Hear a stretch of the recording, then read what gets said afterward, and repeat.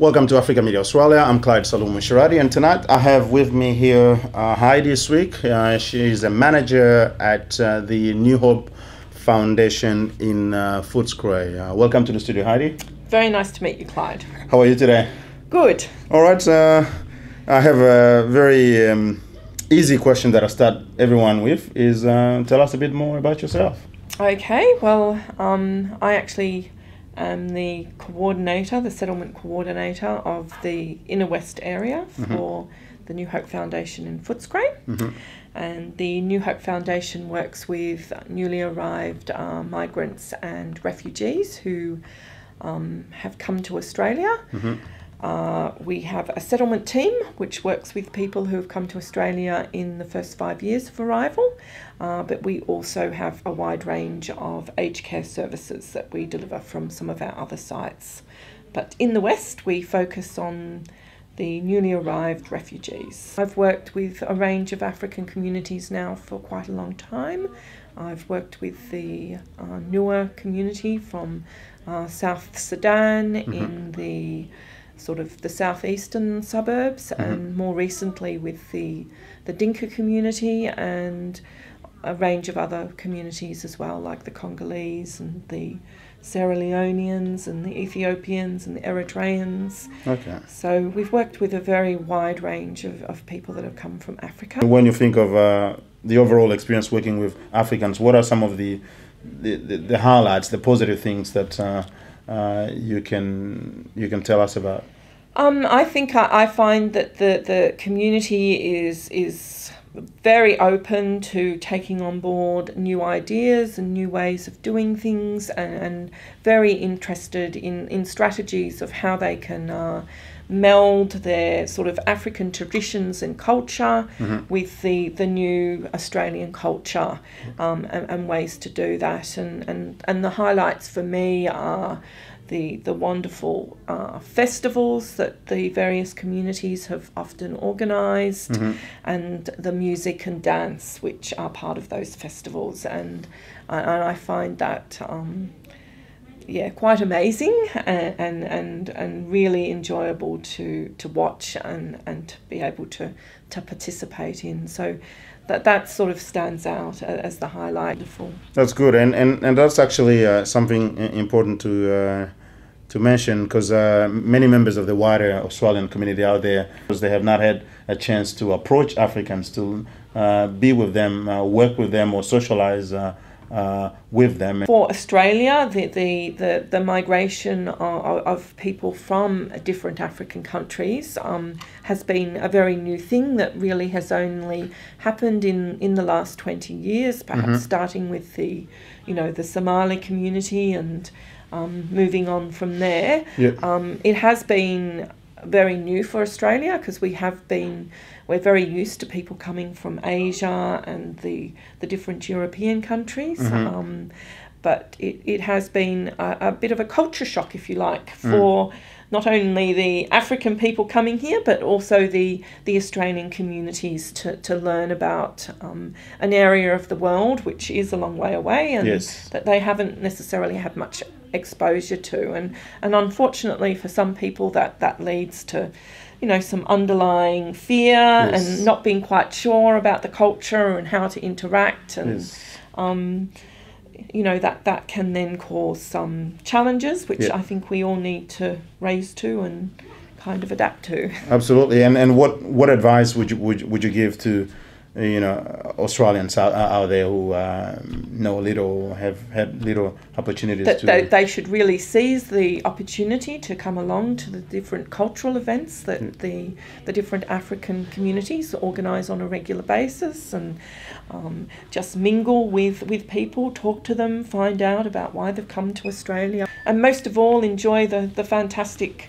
food, music and dance, because I think that's something that many of the different African countries really bring to Australia, and just the vibrancy. Absolutely.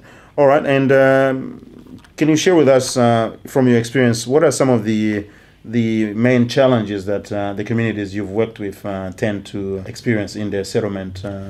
Well, I think one of the biggest challenges is that traditionally African communities often have large families, and that, you know, a lot of Australia is increasingly geared to, you know, the mum and dad and two kids, and so that has posed particular challenges for African families with large numbers of kids that have been, you know, struggling to find accommodation and suitable housing in Australia, because our houses often now don't accommodate such large families. So that has been, you know, one particular challenge, and obviously, you know, the differences between, you know, the African sort of traditions and cultures and you know, Australian practices. So another area has been, you know, schooling in Africa is sort of based around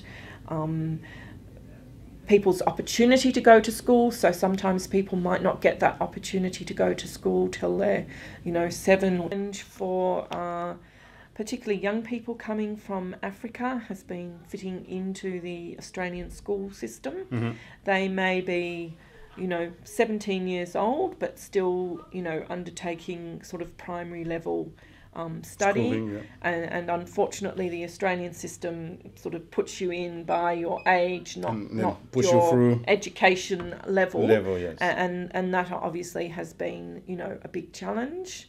And I think young people that have arrived in Australia with their parents, they're obviously starting to pick up much more quickly on a lot of the, you know, Australian culture and practices, which isn't always a good thing, because there's a lot of Australian culture that's not so good to do with drug and alcohol. Yes, exactly. And sometimes some of the kids, you know, pick up on that stuff, and you know, they're trying to be like their Australian peers and friends, and obviously that can then lead to sort of intergenerational clashes with their parents, who are obviously still wanting to hang on to, you know, some of the traditional African customs and culture.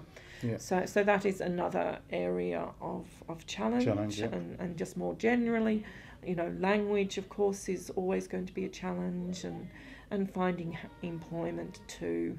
So there's some of the areas that we spend a lot of time trying to, you know, assist with as part of the work that we do with the New Hope Foundation. Okay, and what sort of advice would you want to give to the members of the African communities out there, drawing from your experience with the groups that you've worked with?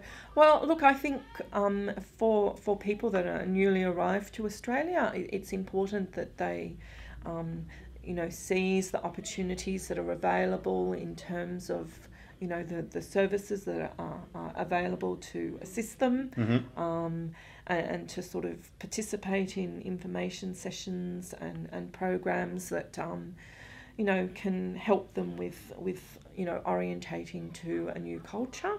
I think it's very important that they also let service providers know what their issues and challenges are, but also they need to accept that, you know, life in Australia is not necessarily going to be the same. Easy either. It's not going to be how life was back home.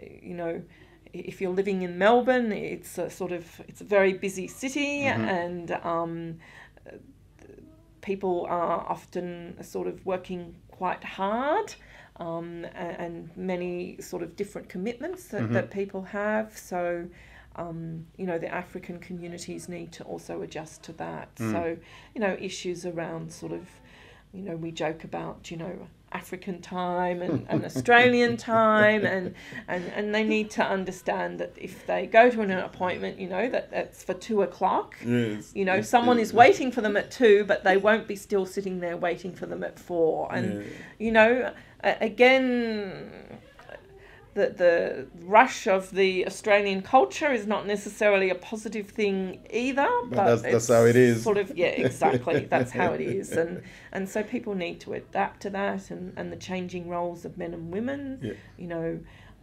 back home, people may have had, you know, very clearly defined roles and responsibilities, and those are likely to change in Australia, and we do focus on, empowerment for women, and sometimes I know that some men can sort of, start to feel that they can be quite, disempowered at times. So, understanding, why that might be in Australia and those changes. And so people, need to be prepared to sort of adapt, but not to the point where they lose their culture and heritage. That's important.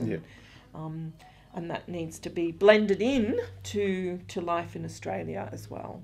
Well, that's very good advice, and obviously those are challenges that many African Australians are faced with in their everyday life, whether it's in family or other settings. So it's generally to get used to the culture, to the Australian culture, and be able to keep the balance between the African culture and the Australian culture, and move smoothly through the system, which is not always an easy thing. No, it's not, and that's why the Department of Immigration and Citizenship funds,